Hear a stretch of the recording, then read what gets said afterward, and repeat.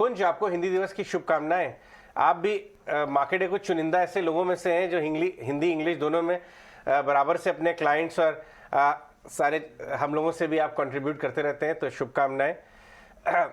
मैं कुछ फैक्टर्स लेके आता हूं कुंज। एफआई फ्लो स्ट्रांग है, हमारी ग्रोथ बाकी बहुत सारे देशों से अव्वल ग्रोथ है इस समय।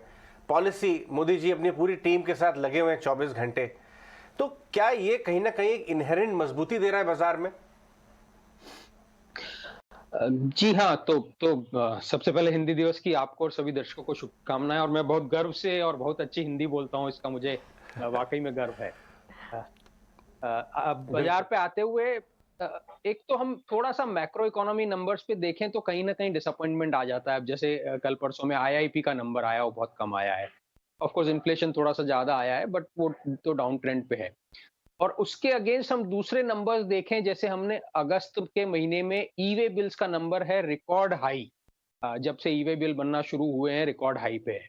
ऑफ कोर्स वो जीएसटी कलेक्शन में भी दिख रहा है। एक 1.4 लाख करोड़ की हर महीने पिछले 6 या 7 या 8 महीने से उसके ऊपर नंबर आ रहा है। तो क्लियर है कि ठीक है, कहीं कहीं मिक्स ट्रेंड है, पर फिर भी ब्रॉड अगर हम कैपिटल गुड्स सेक्टर की परफॉर्मेंस में देखें या ऑर्डर बुक बिल्डअप में देखें, तो वहां भी ये सब चीजें क्लियर रिफ्लेक्शन हो रही है कि एक ब्रॉड ट्रेंड इंडियन इकोनॉमी का ग्रोथ साइड पे है। इनफैक्ट मैं एक और नंबर जोड़ दूं कि एफवाई 22 में, फाइनेंशियल ईयर 2022 में 2021 के कंपैरिजन में प्राइवेट सेक्टर द्वारा केपेक्स अनाउंसमेंट्स का करीब करीब 100% ग्रोथ हुआ है। एग्जैक्ट नंबर 90% पे है। तो केपेक्स अनाउंसमेंट की मैं बात कर रहा हूँ। अनाउंसमेंट होते हैं तभी वो प्लान बनते हैं। प्लान लगने में तो कैपिटल एक्सपेंडिचर के प्लांट में 2 साल 3 साल 4 साल लग जाता है, बट अनाउंसमेंट से ही गाड़ी आगे बढ़ती है। तो वो ग्रोथ भी प्राइवेट सेक्टर की थी, गवर्नमेंट सेक्टर की तो हो ही रही है। तो ये सारे नंबर कहीं ना कहीं दिख रहे हैं मीडियम टर्म पे और लॉन्ग टर्म में इंडिया को ग्रोथ देते हुए। शॉर्ट टर्म में क्या दिख रहे हैं बाजार को? क्लियरली जो ग्लोबल कमोडिटी प्राइसेस नीचे आ रहे हैं मेटल्स में, फेरस और नॉन फेरस मेटल्स।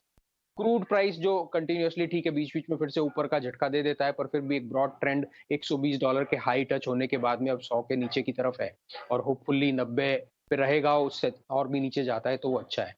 तो उससे जो कंपनीज के क्वार्टरली परफॉर्मेंस अगर सितंबर की तिमाही में नहीं तो दिसंबर की तिमाही में क्लियरली जो बेनिफिट दिखेगा, और फेस्टिवल सीजन डिमांड, तो मुझे लगता है ये mix of medium and long term और शॉर्ट टर्म फैक्टर्स है जो बाजार को सपोर्ट दे रहा है। और उसको भी एक जो स्मार्ट मनी हम जिसको बोल सकते हैं, डोमेस्टिक मनी तो हमेशा से पिछले 2 ढाई साल से स्मार्ट रही है और अच्छा पैसा बना रही है। ग्लोबल मनी को भी स्मार्टनेस होते हुए अब ये समझ में आ गया है कि ग्रोथ यहाँ है, तो वो भी पॉजिटिव इनफ्लो पे टर्न हो गई है। एब्सोल्युटली। और बाजार की रेंज की अगर बात करें, आज सुबह जो रेंज हम आपको बता रहे थे उसके बाद जो स्मार्ट रिकवरी गैप डाउन के बाद नजर आई, वो अगर देखेंगे रेंज लगातार बढ़ती हुई दिख रही है। सुबह जहां हम बात कर रहे थे 17,600 से 17,800 की, इस वक्त 18,000 18,200 के लेवल्स की बात हो रही है। बैंक निफ्टी में 38,500 39,000 कहाँ हम देख रहे थे, और इस वक्त 41,000 42,000 तक की रेंज। तो क्लियरली आप ट्रेडिंग रेंज को अगर देखें, ऊपर की तरफ ये बढ़ती हुई इस वक्त नजर आ रही है, which is a big positive markets के लिए इस वक्त। गुड आफ्टरनून कुंज, अब आ जाते हैं जो इकोनॉमिक इंडिकेटिव एक्शंस हैं उन पर। देखिए, यूएस फेड के ब्याज दरों में क्या डिसीजन निकल कर आएंगे, उस पर लगातार आंकलन लगाया जा रहा है। 75 बेसिस पॉइंट्स की बात हो रही है, 100 बेसिस पॉइंट्स का भी एक आंकड़ा है जो कि सामने आया है। क्या आपको लगता है 100 बेसिस पॉइंट्स रियलिस्टिक है भी, क्योंकि 75 बेसिस पॉइंट्स अब भी डाइजेस्ट किया जा सकता है? What do you think about this? तो पहली बात, मुझे नहीं लगता कि 100 बेसिस पॉइंट जैसा एकदम बहुत शार्प अटैक यूएस फेड करेगा, क्योंकि वो लोग भी सब मेच्योर्ड इकोनॉमिस्ट हैं, एनालिस्ट हैं। 50 साल प्लस के एक्सपीरियंस उनके भी बैकग्राउंड में है, और इकोनॉमीज की कई साइकिलें देख चुके हैं, अप साइकिल भी और डाउन साइकिल भी। और साथ ही साथ उनको अपना व्यू, अपना एक्शन रिएक्शन बैलेंस करना पड़ता है। कंज्यूमर सेंटिमेंट, कंज्यूमर डिमांड को इतना नहीं तोड़ दें कि जो जैसे यूएस के मार्केट में या यूएस की इकोनॉमी में जो रिसेशन की बातें है, वो पता चला वाकई में बहुत सीवियर और डीप रिसेशन हो गया। क्योंकि वो हो जाएगा तो उससे इकोनॉमी को बाहर निकाल के लाना फिर एक बहुत बड़ी मेहनत और बहुत समय, टाइम कंज्यूमिंग काम हो जाएगा। तो इसलिए मुझे नहीं लगता इतना शार्प रिएक्शन एक्शन वो लेंगे। हाँ ठीक है, 50 से 75 बेसिस पॉइंट का ले सकते हैं, वो एक्सपेक्टेड है। पर हमेशा क्या होता है बाजार में, अब जैसे कुछ दिन पहले जैक्सन होल का जो मीटिंग हुआ और उसके बाद अनाउंसमेंट आया, अनाउंसमेंट एक्सपेक्टेड लाइंस पे था, बट एक बार के लिए बाजार ने झटका लिया, यूएस मार्केट ने भी लिया, उसका ग्लोबल बाजारों पे भी असर पड़ा, इंडियन बाजार पे भी असर पड़ा। ऐसे ही कल यूएस में इन्फ्लेशन नंबर आया, तो वहाँ का बाजार तो बहुत झटका दिया, बट हमने तो देखा है कि नीचे खुल के हम ऊपर आ गए। तो एक तो मुझे नहीं लगता 100 बेसिस पॉइंट होगा, दूसरा 50 से 75 बेसिस पॉइंट का हाइक बिल्ड इन है, और तीसरा फिर भी वो जब एक्चुअल अनाउंसमेंट आएगा तो हो सकता है शॉर्ट टर्म में बाजार में नेगेटिव रिएक्शन आए, और वो रिएक्शन ग्लोबल मार्केट या यूएस मार्केट का इंडिया पे भी एक्सटेंड हो। All right, morning, good afternoon Kunj. बिल्कुल, ये एक रिएक्शन तो बाजार पर आ सकता है, वहां से थोड़ी सी तो हेडविंड्स आ सकती हैं, लेकिन बिल्कुल भी बाजार इस बड़े मैक्रो फैक्टर्स को इंडियन मार्केट्स एटलीस्ट बिल्कुल अपने सर पर हावी होने नहीं दे रहा। जिस तरह से आप रेजिलेंस बाजार को लगातार देख रहे हैं, दिवाली तक 18,000 की बात की जा रही थी, 18,000 ऑलरेडी हम देख चुके हैं, और आज फिर दोबारा रिकवर हो गए।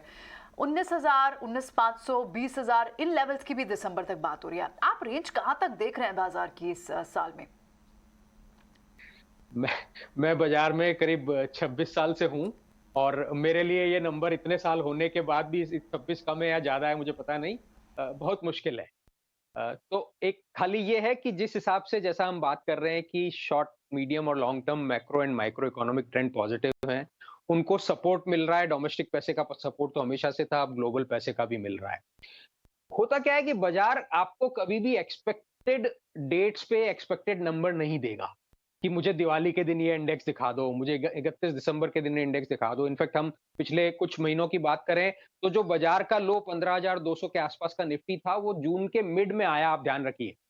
तो हम ये प्रेडिक्ट करते हैं कि नहीं जून एंड में क्या होगा, या तो जून मंथ एंड तक तो 3-4% की लो से रिकवरी भी हो गई थी। ऐसे ही जब पिछले साल अक्टूबर में जब बाजार का हाई इंट्राडे में 18,600 और आई थिंक क्लोजिंग पे 18,400 वगैरह कुछ आया था, वो भी शायद 18 अक्टूबर या ऐसा कुछ आया था मिड ऑफ द मंथ, और उसके बाद थोड़ा सा करेक्शन हो गया था। तो इसलिए ये सब, पहली बात तो जैसा मैंने कहा, मेरे लिए बोल पाना बहुत मुश्किल है। दूसरा, ट्रेंड नेट नेट पॉजिटिव लग रहा है।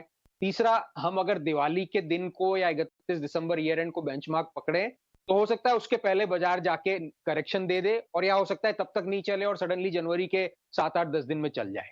पर इसलिए नंबर, इंडेक्स एग्जैक्ट लेवल पे नहीं जाते हुए नेट नेट डायरेक्शन मुझे पॉजिटिव दिख रहा है। ये बताइए कि आप अभी पॉजिटिव नजरिया कौन से तरह के स्टॉक्स और सेक्टर्स में बनाए, कहाँ पे पैसा बनेगा यहाँ से भी? जी हाँ अजय, तो मुझे लगता है कि बैंकिंग में जो आउट परफॉर्मेंस करीब 1.5-2 साल की अंडर परफॉर्मेंस थी 5 या 6 महीने पहले तक, तो वो जो शुरू हुई है वो अभी भी चालू रहेगी। हालांकि 5-6 महीने में ही स्टॉक प्राइसेस अच्छे क्वालिटी बैंक्स के काफी बढ़ गए हैं। प्राइस बढ़ता है तो थोड़ा सा वैल्यूएशन भी एक्सपेंसिव हो जाता है, पर मुझे लगता है अभी ये शुरुआत है। आगे और से चले तो ऑटो एंसिलरी में भी जो आउट परफॉर्मेंस आई है वो अभी भी चालू रहेगी। तीसरा, एक मैं थोड़ा सा कॉन्ट्रा या बाजार के कंसेंसस के अगेंस्ट में व्यू लूं, तो मुझे नहीं लगता ये जो आईटी में जो आज प्रेशर दिखा है वो इतने प्रेशर आने का कोई कारण है। और उसका हम देखें तो आज का आप बाजार छोड़ दीजिए, पिछले 3-4 दिन में जो बाजार को सपोर्ट आ रहा था वो एक्चुअली आईटी की रिकवरी से ही आ रहा था। तो आईटी सेक्टर भी कोरोना के बाद से one of the first sectors था जो चलना शुरू हुआ और बहुत अच्छा चला।